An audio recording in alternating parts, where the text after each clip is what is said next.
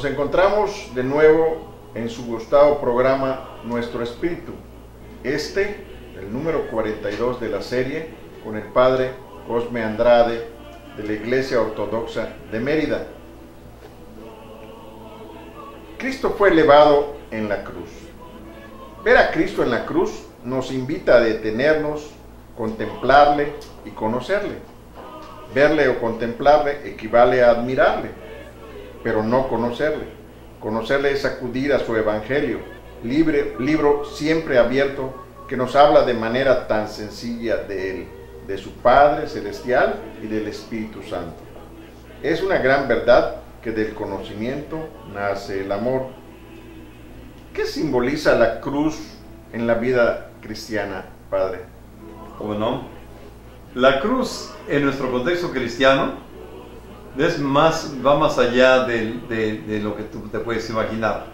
No es un dije, no es un amuleto, sino que es el árbol de donde pende el fruto más preciado, el fruto más codiciado de las naciones.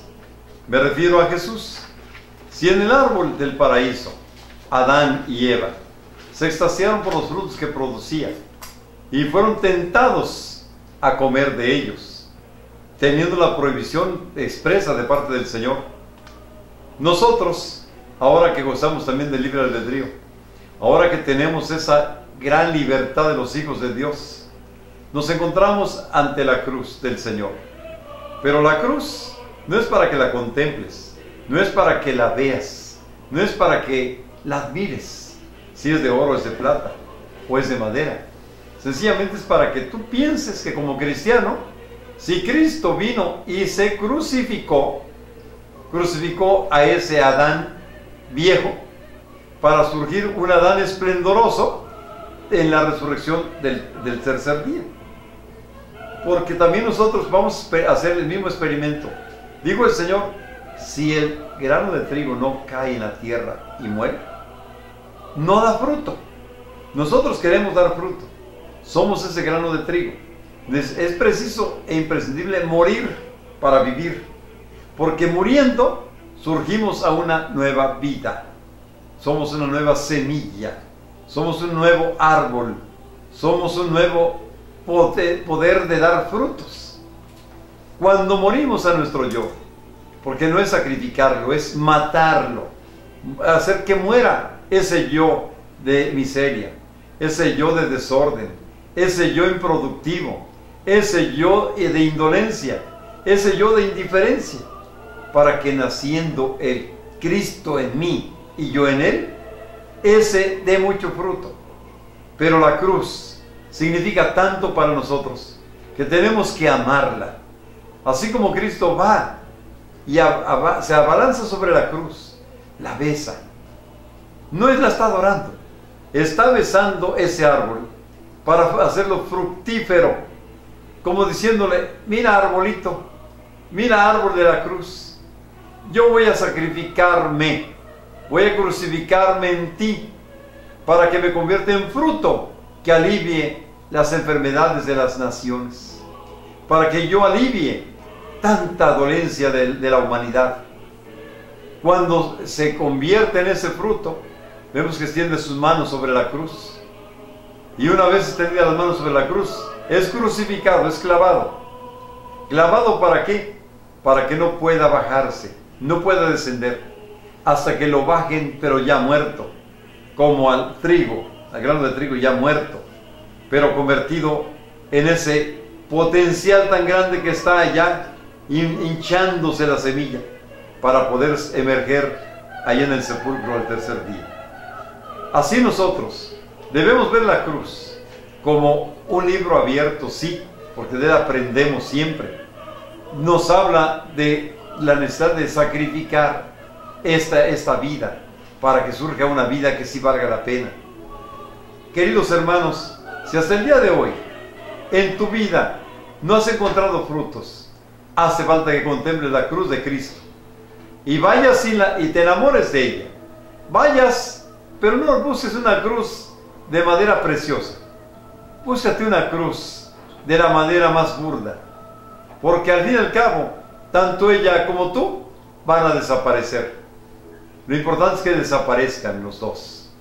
Porque crucificado, tú, día con día vayas viendo qué es lo que hay que crucificar, qué es lo que hay que sacar de ti, qué es lo que hay que eliminar, para que al final solamente quede tu esencia. Tu esencia es la imagen perfecta del Padre en ti. De modo que esa imagen perfecta del Padre en ti empieza a fructificar, empieza a dar lo mejor de sí mismo. Y al dar lo mejor de sí mismo, tú mismo sientes una gran satisfacción en lo más profundo de tu corazón. Sientes que ahora sí la palabra de Cristo es espíritu y vida. Él vino para que tengas vida y la tengas en abundancia. Desde el momento en que tú empiezas a crucificar tu yo, es cuando empiezas a fructificar tú en Cristo. Porque ya no eres tú. Al estar Cristo en ti y ser una nueva creación en Él, ¿qué das? Alegría, paz, salud, bienestar. Eres constructor, no destructor. Eres benefactor, no buscas ser beneficiario de nada. ¿Por qué? Porque tienes la capacidad de dar. Y al dar hay tanta alegría que dicen es mejor dar que recibir. Y es una gran verdad. Pero del conocimiento nace el amor. Si yo no conozco la cruz, la veo como un amuleto de buena suerte. Sobre todo si es de oro, si es de plata, de metales preciosos, de piedras preciosas.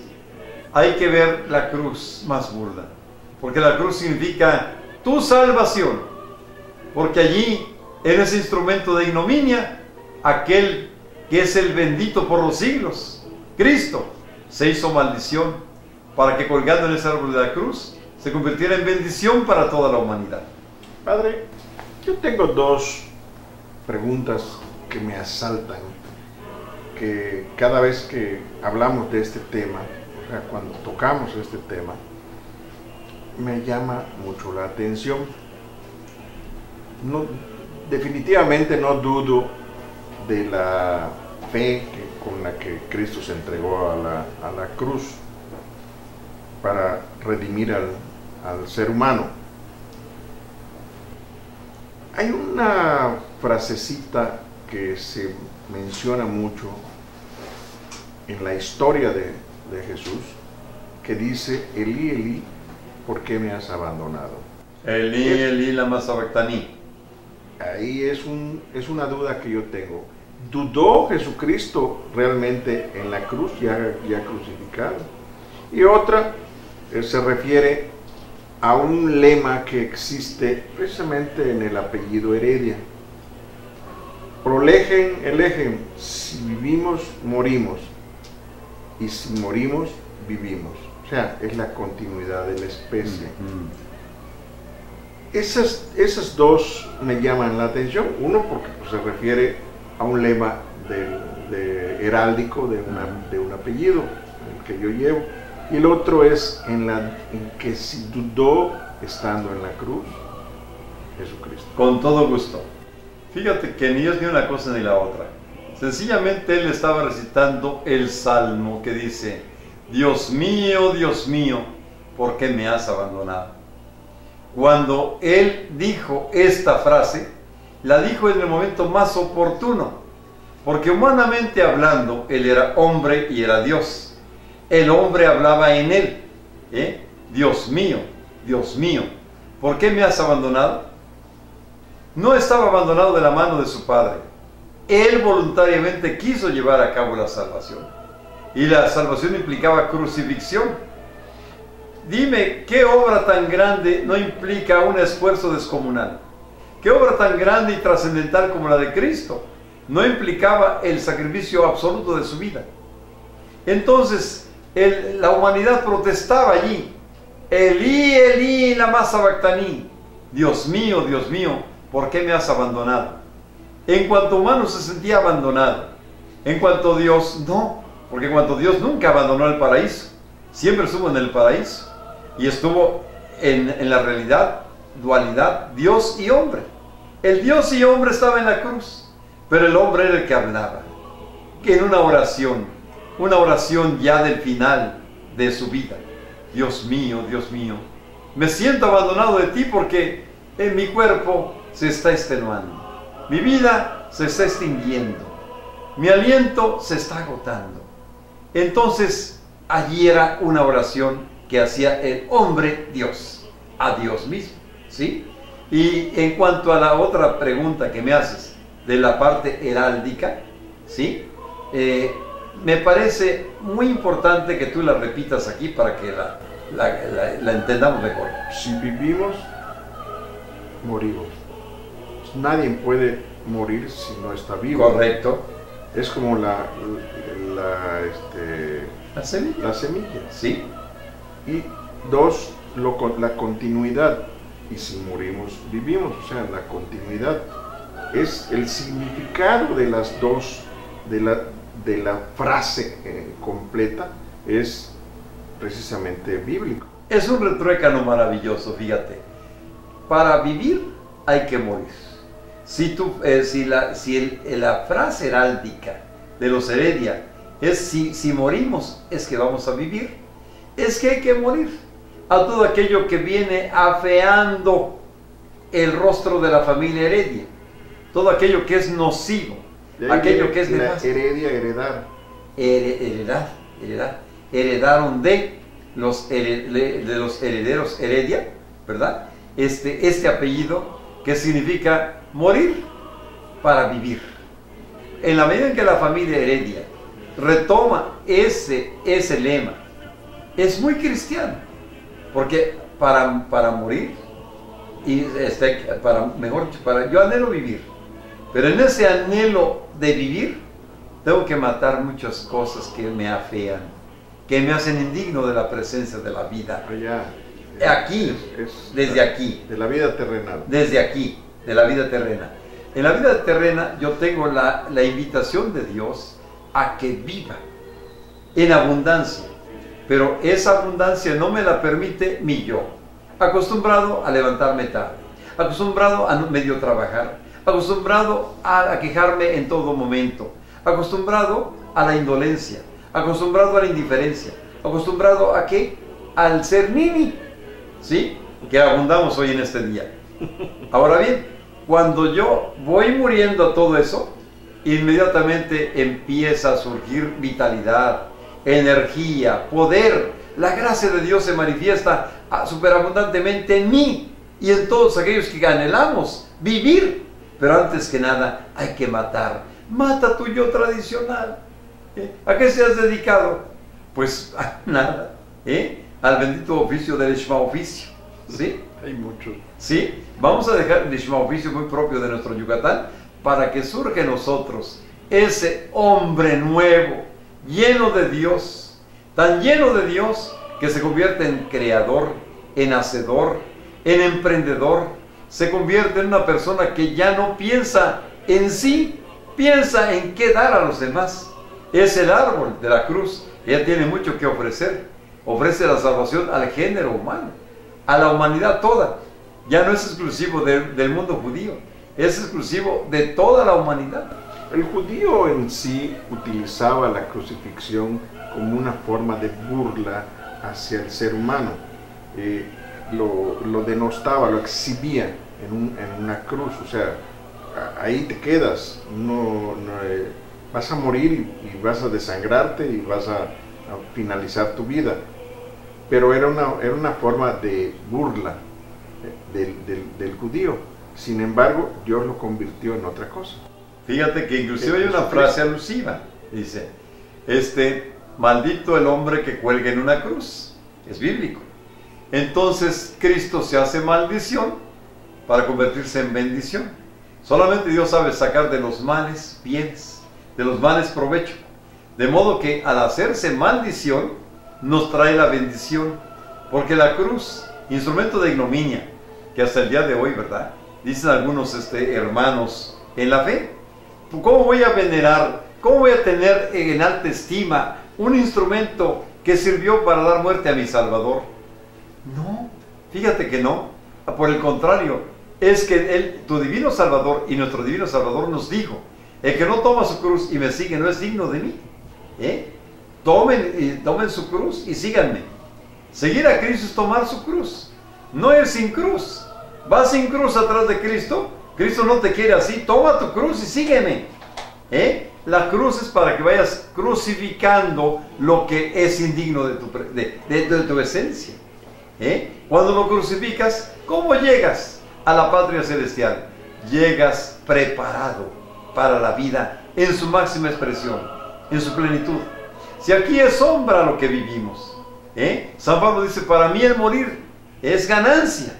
¿Por qué? Porque después de esta muerte que sufrimos en la tierra, viene la vida verdadera, la vida en Cristo, ¿sí? Con ese cuerpo glorioso. Nosotros en la iglesia decimos, ante tu cruz nos prosternamos, oh soberano, y tu santa resurrección alabamos y glorificamos. Aleluya. No se puede cantar el aleluya sin antes haber crucificado lo malo de nosotros mismos. Padre, cierto, todas estas cosas significan mucho para el ser humano, y yo veo a veces a gentes que tienen colgado un crucifijo y hacen cosas que no deben. No creen en lo que venden ellos. Pero hay gente que con mucha devoción se persigna y hacen el signo de la cruz y usan la imagen de Cristo en forma devota. Es que incluso representan esa crucifixión cada año, y la hemos visto con extrema crudeza, cómo la gente incluso utiliza ese momento a veces hasta para venganzas. ¿Qué significado le damos siempre con respecto a la cruz? Cuando nosotros utilizamos la cruz para ese tipo de representaciones, mira, estamos haciendo de la cruz algo que no debe ser. La cruz es para interiorizarla. La interiorizo y me voy crucificando día con día. Y termino como San Pablo diciendo, el mundo está crucificado para mí y yo para el mundo. De lo contrario, pues vemos a la cruz como instrumento de ignominia, la vemos como algo que nos va a divertir, algo por el cual nos vamos a vengar el día de mañana que representemos la pasión. O para lucirla, ¿sí? No es una joya la cruz. Antes de ser una joya, es un árbol de vida. Cuelga la vida en ella. Si el que se hizo maldición para convertirse en bendición está allí, nos está invitando a que así como yo me crucifiqué, crucifícate día con día para que surjas a la vida eterna, a la vida según yo. Porque ve cómo quedé cuando resucité. Ya la naturaleza no era obstáculo para mí. Las paredes no existen para mí, porque mi cuerpo ya no es el natural, es el sobrenatural. Es la sobrenaturaleza que tú perdiste allá en el paraíso, en Adán.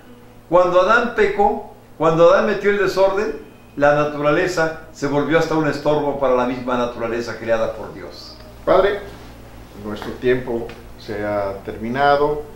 Hagamos una reflexión final al respecto de este tema tan interesante en nuestro programa Nuestro Espíritu.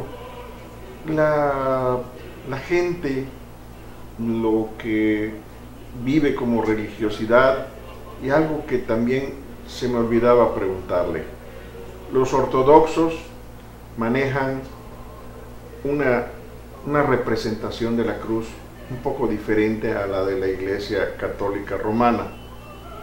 ¿Por qué ese aditamento? Ese aditamento es por lo siguiente. Vemos que tiene la inscripción del condenado. Henry allí, Jesús Nazareno, rey de los judíos. ¿Por qué lo condenaron? Porque se dijo rey de los judíos y no querían un rey sobre ellos. Y lo segundo, tiene una piecera. Esa piecera se ve inclinada. Era precisamente para que allí estuvieran sus pies también clavados y hubiera un equilibrio. ¿Un equilibrio para qué? Para que la muerte fuera lenta, por asfixia prácticamente. Una respiración que se tornaba cada minuto más difícil, ¿sí? Entonces el sentenciado estaba refinado en su martirio. De modo que esa piecera, la ves inclinada pero no porque haya quedado inclinada cuando fue crucificado Cristo.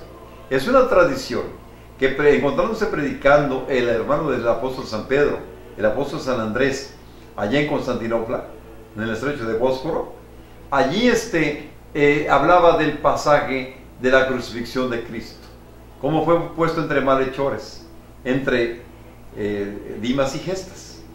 Y vemos cómo el buen ladrón se ganó el paraíso, de inmediato, ¿verdad? Se gana el paraíso. Hoy mismo estabas conmigo en el paraíso. El otro decía, si tú eres de Cristo, bájanos y bájate, y creeremos en ti. El buen ladrón, ni siquiera tú temes a Dios estando en el mismo suplicio. Tú y yo pagamos lo que debemos. En cambio, nada debe. Señor, no te olvides de mí cuando estés en tu reino. Y la respuesta, hoy mismo estarás conmigo en el paraíso. Vemos cómo nos cuenta la tradición, esa piecera de Cristo quedó canteada. ¿Sí? Al quedar canteada, el buen ladrón estaba a la derecha del Señor. A la derecha del Señor. Y a la derecha quedó como que lo lanzó al paraíso, al cielo. Y el otro, pues lo lanzó al precipicio. Esa es la razón de que quedó canteada.